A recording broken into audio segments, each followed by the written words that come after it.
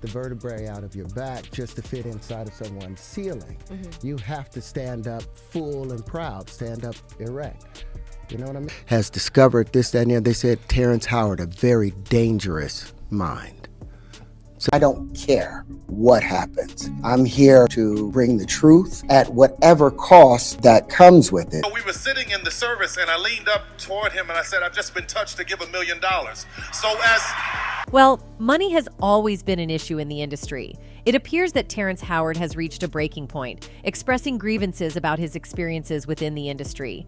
He has suggested that something unjust has occurred in his career.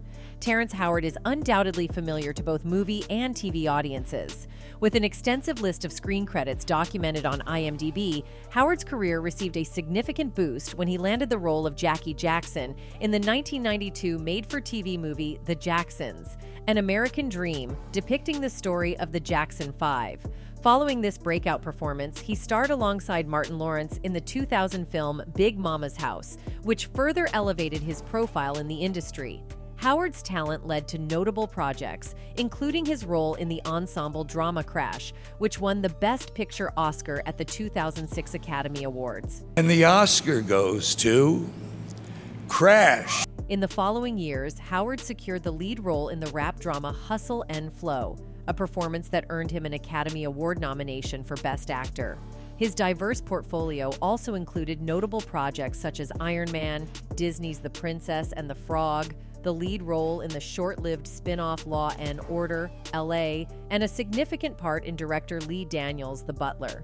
When Daniels was assembling the cast for his television series Empire, Howard was tapped for the starring role of rapper and mogul Lucius Lyon. The show proved to be a resounding success, running from 2015 until 2020. Love what you did with the house. Open up a track for me. Alongside his on-screen triumphs, Howard is the one actor who is hard to work with. Terrence Howard has garnered a reputation for being challenging to work with, a label that some have attributed to his passionate nature. According to an unnamed television executive cited in the New York Post, Howard is known for being quick to anger and for his uncompromising demeanor when things don't go his way. When you said after you complete these 15 episodes of Empire, you got to walk away for a while or forever? For good. I mean, everyone keeps trying to tell me don't say it's for... However, Howard himself sees his behavior differently. Reflecting on an early experience in his career, he recounted to the New York Times an incident on the set of The Cosby Show. At just 19 years old, he landed a minor role on the hit sitcom, only to later discover he had been cut from the episode. Incensed by this, Howard confronted Bill Cosby directly, insisting on his dignity as a fellow man. This confrontation resulted in consequences for Howard's career, as the casting agent refused to work with him again. I had an opportunity to go and be on The Cosby Show, and I remember walking around it and watching Bill. For Howard, this incident established a pattern for his professional life. He explained that he is willing to stand up for what he believes in, even if it means facing repercussions. Terrence Howard landed what could be considered his career-defining role when he was cast as Jim "Rhodey" Rhodes, also known as War Machine, in the 2008 blockbuster film Iron Man. Notably, Howard was the first actor selected for the role and commanded the highest salary, reportedly earning $3.5 million with the potential for an additional $5 million if a sequel materialized. He even purportedly offered to reduce his own salary by $1 million to facilitate the casting of Robert Downey Jr., whose well-publicized struggles with substance abuse made the studio hesitant to hire him. Turns out that the person that I helped become Iron Man, when it was time to re-up for the second one, took the money that was supposed to go to me. However, when Iron Man 2 was greenlit, Howard claimed he received the news that his role would be diminished along with the promised salary. Allegedly, his agent tersely dismissed the studio's decision with an expletive-laden response before cutting off communication. Subsequently, Don Cheadle assumed the role of Rhodey. Are you Tony Stank? Yes, this is Tony Stank. Howard revealed feeling snubbed by Downey, asserting that his attempts to reach out were met with silence until he left a message emphasizing the support he had extended in the past. According to Howard, Downey never responded, leaving him feeling slighted, particularly considering what he perceived as the financial gain Downey enjoyed at his expense. Howard suggested that Downey profited to the tune of $100 million, indirectly referencing Downey's substantial earnings from subsequent Marvel films and back-end deals. Terrence Howard and Robert Downey Jr. haven't had the best relationship in the last 10 years, and now he's blaming him for losing $100 million. In 2008, the release of Iron Man marked the beginning of the most successful franchise in Hollywood history, catapulting Robert Downey Jr. into the ranks of A-list superstardom. Virtually every individual associated with the film, including Kevin Feige, Jon Favreau, Gwyneth Paltrow, and Paul Bettany, has since become an integral part of the Marvel Cinematic Universe. However, one actor departed the superhero flick feeling deeply aggrieved by Marvel Studios. Terrence Howard, initially cast as Colonel James Rhodey Rhodes, Tony Stark's right-hand man in the Marvel Cinematic Universe, seemed like an ideal fit for the role. However, despite his promising start, Howard's journey with the franchise took an unexpected turn, leading to his departure before Iron Man 2 Inches began filming. We had a 3-picture deal that before we did the first one, everything was already set out what was going to take place with that. They chose not to honor. The decision to part ways with Howard stemmed from a variety of factors, including conflicts on set and contentious financial negotiations. Despite his portrayal of Rhodey being well received, behind-the-scenes tensions and disagreements with the studio ultimately led to his exit from the franchise. While Howard's departure prevented him from appearing in subsequent Marvel films like Avengers: Infinity War, the circumstances surrounding his exit underscore the complex dynamics at play within the entertainment industry. To go in the direction of having Robert remain as the lead because War Machine was supposed to take over the second one. And so they gave me an offer I couldn't refuse. Terrence Howard's collaboration with Marvel Studios mirrored the uneasy alliance of Tony Stark and Steve Rogers. While their partnership may have shown promise initially, it was fraught with discord, ultimately leading to conflict. Howard's reputation for being difficult to work with preceded him, casting a shadow over his tenure with Marvel. Known for his irascible attitude, Howard openly admitted to the challenges of collaborating with him. This demeanor, ingrained in him since his early acting days, often proved detrimental to his career.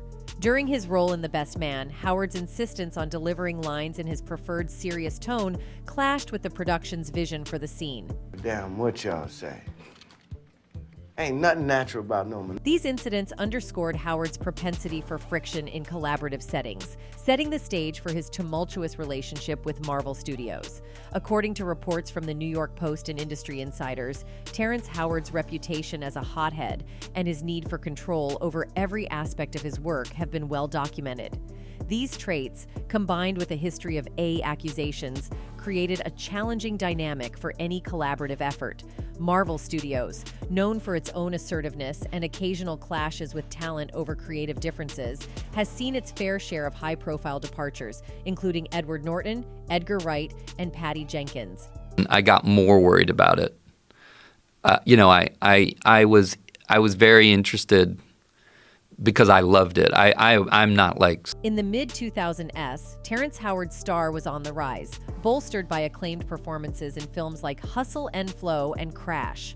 Marvel recognized his talent and offered him a substantial paycheck, reportedly between $3.5 and $4.5 million, to portray Colonel James Rhodey Rhodes in Iron Man. Surpassing even Robert Downey Jr.'s initial earnings, Howard became not only the first actor signed for the film, but also the highest-paid star in the entire production. That this movie was going to be really transformative? No, check this out. I made $12,000 for doing Hustle and Flow. Initially, Howard's collaboration with Marvel appeared promising, with the studio even promising him an additional $5 million if Iron Man 2 Inches moved forward. However, despite the sequel's confirmation, Howard never got the chance to reprise his role as War Machine. The reasons behind this abrupt departure involve a complex interplay of personal and professional dynamics, ultimately resulting in Howard's exit from the franchise. The conclusion of Iron Man holds one of the most poignant moments in the Marvel Cinematic Universe, as Terrence Howard's character, considering donning the War Machine suit, utters the bittersweet words, "Next time, baby." However, this next time never materialized for Howard. Next time, baby. Reports from the set of Iron Man suggested that Howard's behavior was causing friction among colleagues, earning him a reputation for being difficult to work with. Additionally, director Jon Favreau reportedly had reservations about Howard's portrayal of Rhodey, leading to extensive reshoots and edits. You know, I was mentioning in your intro, the fact that, like, this whole thing started with, I remember when you were working on that Iron Man movie, and when you had the drawing. As preparations for Iron Man 2 Inches began, Marvel sought to reduce Howard's character's prominence in the sequel. This decision escalated into a financial dispute. Howard claimed he had a 3-film contract with Marvel, entitling him to $8 million for the sequel. However, due to the aforementioned conflicts, the studio purportedly offered him only $1 million, significantly less than his initial earnings. Howard, taken aback by the studio's stance, described it as the surprise of a lifetime. Unwilling to accept such a substantial pay cut, Howard opted to part ways with the franchise. The financial impasse marked the end of his tenure as Rhodey in the Marvel Cinematic Universe. Away from that, looking like the bad guy, looking like you were difficult, Terrence is holding out for more money, demanding, I want $100 million for this. Following Terrence Howard's departure from the role of Rhodey, Marvel wasted no time in seeking out a replacement. According to Rolling Stone, the day after the fallout with Howard, Marvel was already in discussions with Cheadle. With a stellar portfolio that includes standout performances in films like Hotel Rwanda and the Ocean's 11 trilogy, Cheadle was a natural choice to step into the War Machine armor for Iron Man 2. Thank you for that. Never dropping that, by the way. Interestingly, Cheadle's involvement with the Marvel Cinematic Universe almost predates Howard's tenure. Reports suggest that Cheadle was initially considered for the role of Rhodey in the first Iron Man film, indicating that Marvel had him in mind for the character even before Howard's casting. As the actor explained to MTV News, I met very early on before the first one with Jon Favreau and the team, and I guess there was a split. Some people Terrence, some people me. Howard backs that story up, telling the radio show Sway in the Morning via Cinema Blend, really initially they wanted Don in that role, but my agent pushed me in, so I never had any beef with Don about it. Question, very beautiful answer. Don Cheadle. Don Cheadle. Hi, Mark. James Rhodey Rhodes debuted in Iron Man Hash 118, created by David Michelini, Bob Layton, John Byrne, Glynis Wein, and Irving Watanabe.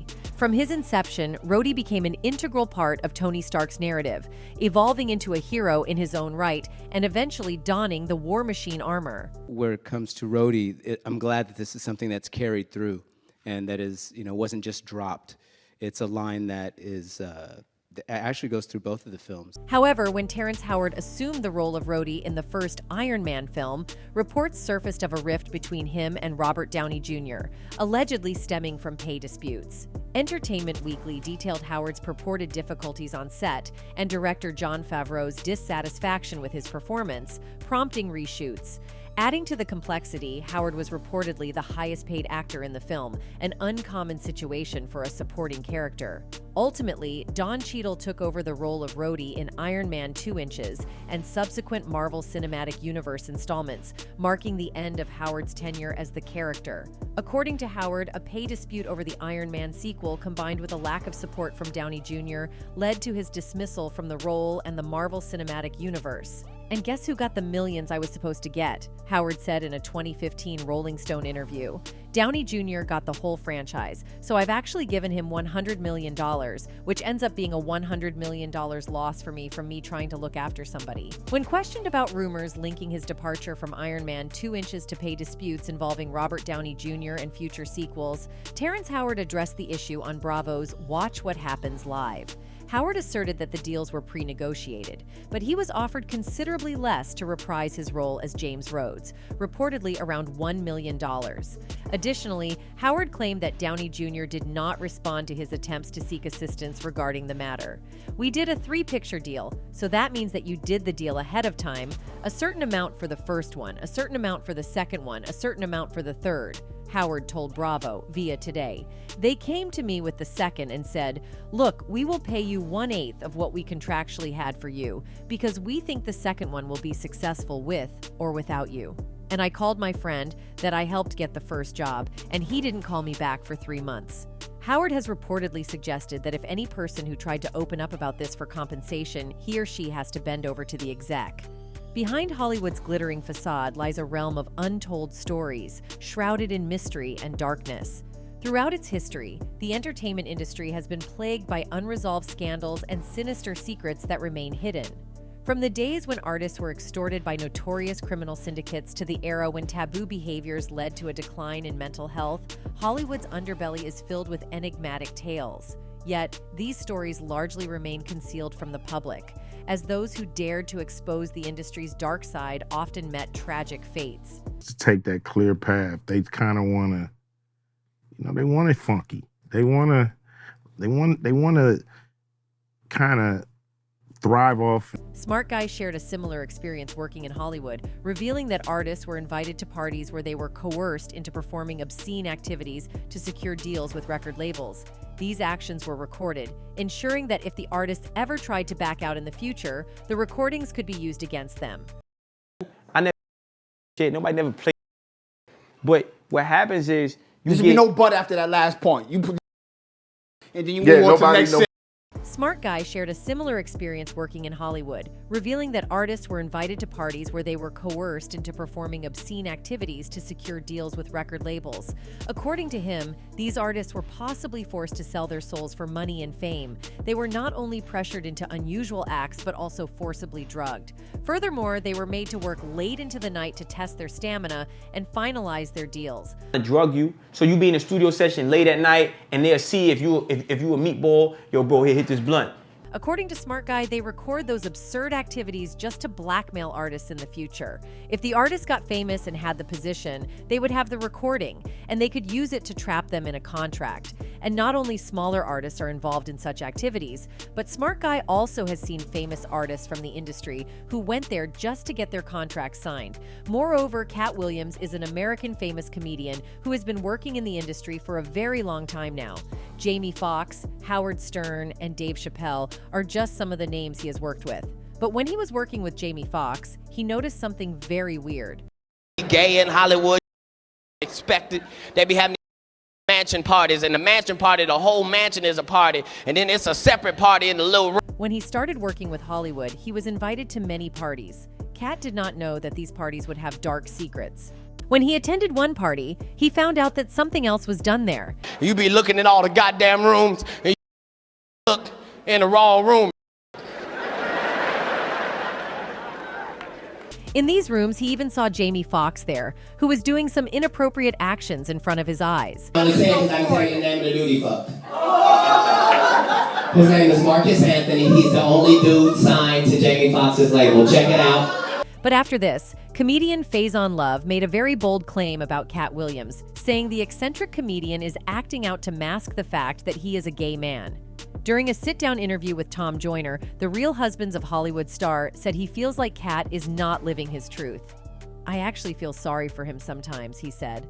"Like I said before, he's not living his true destiny. He's living this fake gangster life. He got this whole persona from a friend of mine named Mac Minister. He's a real pimp who tried to do comedy." Orlando Brown is some of those people who have openly talked about these dark parties going on since Hollywood came into being. He has always claimed that people in this industry are monsters who can do anything for their own gains, be it financial or physical. This is a gay rapper except for these niggas, except for you and me, Demosh. I agree with you on that. Excuse you, are you gay? I'm not. I know that. Completely. Not only this, he even did some weird mimicry during his latest interview to pump the record execs, and somehow he revealed about those secret night parties of men. You gave me the ooshkash muaf, the shmooshmash. Daddy. Yeah, shine. Moreover, he also accused the elites of the same thing that they force artists to get involved in intimate activities, and he was mainly pointing out Diddy.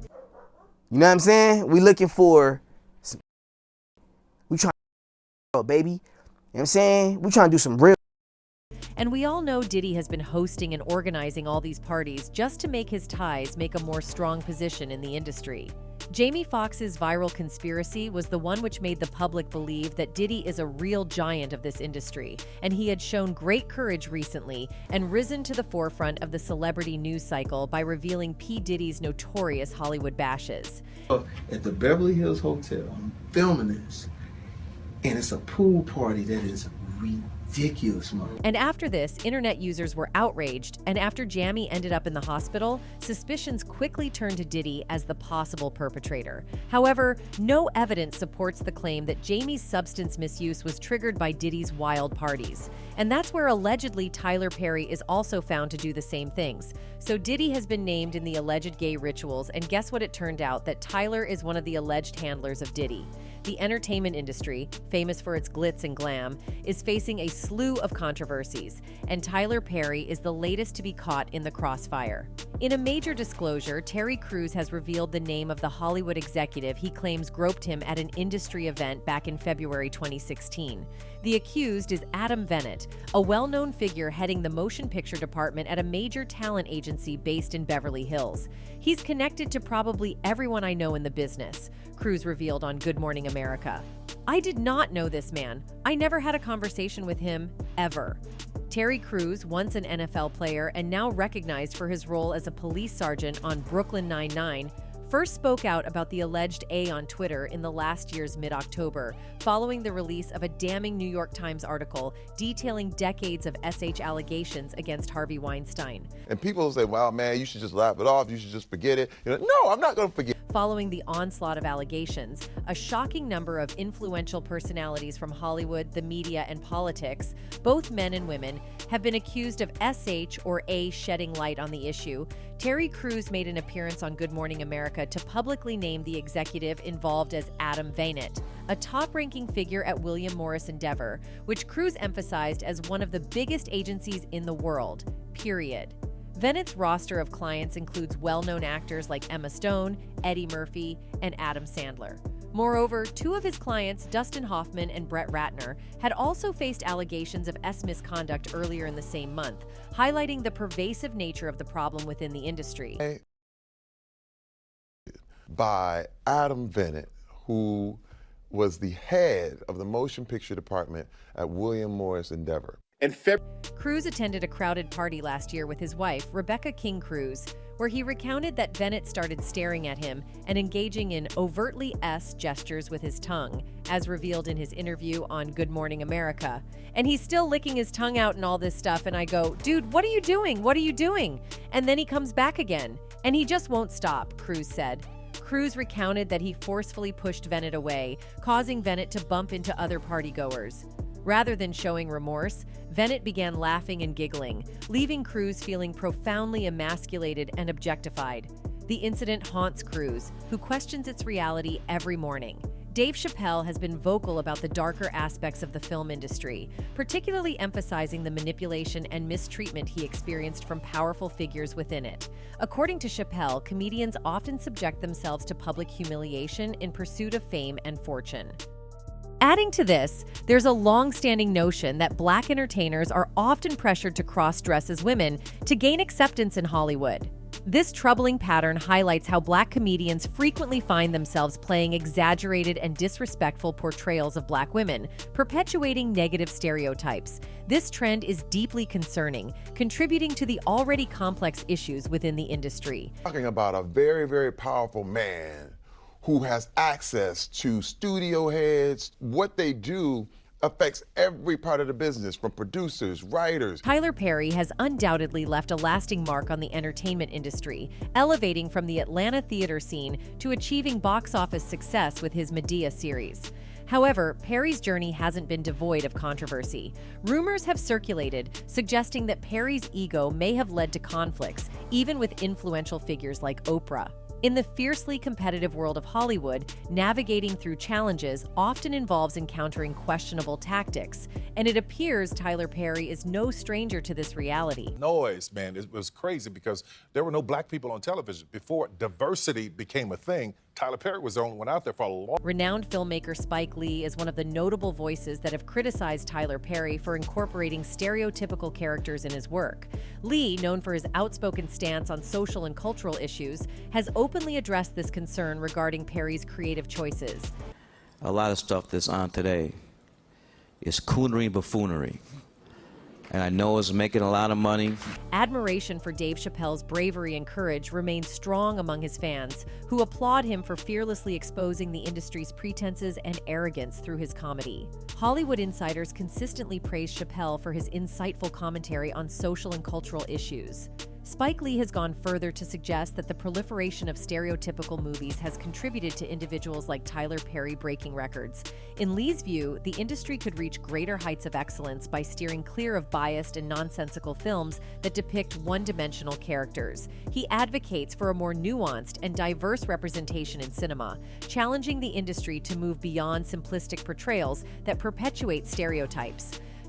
Breaking records, but we could do better.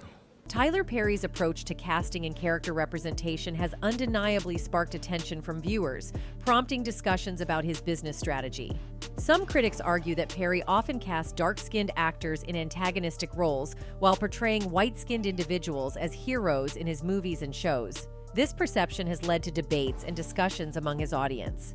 Black woman being abused by a no-good, dark-skinned man, and then saved and rescued by the perfect light-skinned man. Upon closer examination of the entertainment industry, it becomes evident that colorism is not an uncommon issue within this realm. In recent times, Hollywood has faced significant criticism, often fueled by media-driven campaigns that quickly spread from Twitter to television news. It could be asserted that convicted S-offender Harvey Weinstein was among the first prominent figures to draw negative attention to the industry. In 2017, a plethora of essay allegations surfaced, laying bare the darker aspects of Hollywood's culture. Documentary that is all about the dark side of Hollywood and how some power players allegedly use their positions to prey on young aspiring actors. Tyler Perry has been grappling with rumors about his S since he and Madea transitioned from the Chitlin circuit some time ago. Despite publicly addressing the rumors and asserting multiple times that he is straight, the speculation persists. From the paused episode of The Boondocks to an infamous blog post by gossip columnist Michael Musto in The Village Voice, where Perry was outed, the rumors have persisted. Musto suggested his mannerisms and aura are such that everyone within a mile of his finery seems to say he's gay. So, assuming the gaydar of millions is on target as usual, why won't the guy come out already? In general, only hardcore evidence, such as a photo of Tyler Perry engaging in romantic activity with a male companion or an outright admission from him, can definitively prove anything about his S. However, that hasn't stopped people from not only speculating about his S, but also coming up with theoretical assumptions as to why he may be perceived as playing straight. Some point to his history of hiring muscular men for his plays and films as a supposed sign of his S. Others highlight the fact that he is a successful single man in his 40s with no children as further fuel for speculation. The question arises, can't a man dress up in women's clothing for entertainment value without being labeled as gay? Or does the saying, "the lady doth protest too much," apply here? Tyler Perry's actions and statements have shown support for gay rights and inclusion. In 2016, he voiced urgency for Georgia Governor Nathan Deal to reject a bill discriminating against the LGBT community, with a spokesperson for Tyler Perry Studios stating, "We believe in inclusion and equality for all people." One person wrote, "If Tyler is gay, it is his business. He is not the first and will not be the last. Leave Tyler alone. I love him and could not care about his lifestyle." Another one added, "Very few people shock me when they say they are gay. The bottom line, it is no one's business except that person. This is his life." That's it for today. See you in the next video. Until then, goodbye.